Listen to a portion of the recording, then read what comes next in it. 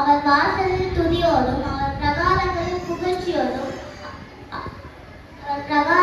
புகழ்ச்சியோடும் பிரவேசித்து அவரை துதித்து அவருடைய நாமத்தை ஸ்தோத்தரியுங்கள். கர்த்தர் நல்லவர், அவருடைய கிருபை என்றென்றைக்கும், அவருடைய உண்மை தலைமுறைக்கும் உள்ளது. சங்கீதம் 100. எனக்கு ஒத்தாசை வரும் பர்வதத்துக்கு நேராக என் கண்களை ஏறெடுப்பேன். வானத்தையும் பூமியையும் உண்டாக்கின கர்த்தரிடத்தில் இருந்து ஒத்தாசை வரும்.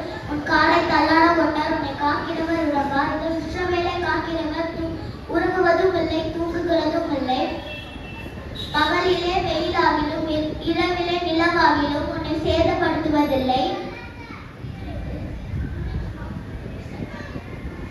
கர்த்தர் உன்னை எல்லா தீங்குக்கும் விலகி காப்பார். கர்த்தர் உன் ஆத்துமாவை காப்பார். கர்த்தர் அவர் உன் போகையும் வரத்தையும் இது முதல் கொண்டு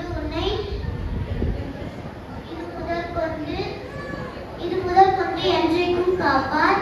சங்கீதம் 121. மனுஷன் நமக்கு விரோதமாக எழுப்பின போது கர்த்தர் நமது பக்கத்தில் இராவிட்டால், கர்த்தர் தாமே நமது பக்கத்தில் இராவிட்டால், அவர்கள் கோபம் நம்மேல் எரிகையில் நம்மை உயிரோடு விழுங்கி இருப்பார்கள்.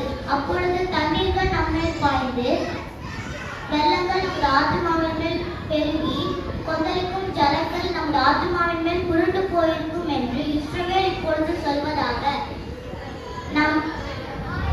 அவர்களுடைய பற்களுக்கு நம்மை அவர்களுடைய பற்களுக்கு இரையாக ஒப்புக்கொடாதிருக்கிற கர்த்தருக்கு ஸ்தோத்திரம். வேடனுடைய கண்ணிக்கு தப்பின குருவியை போல நம்முடைய ஆத்துமா தப்பிச்சு. கண்ணி தெரித்து நாம் தப்பினோம். நம்முடைய சகாயம் வானத்தையும் பூமியும் உண்டாக்கின கர்த்தருடைய நாமத்தில் உள்ளது. சங்கீதம் 124.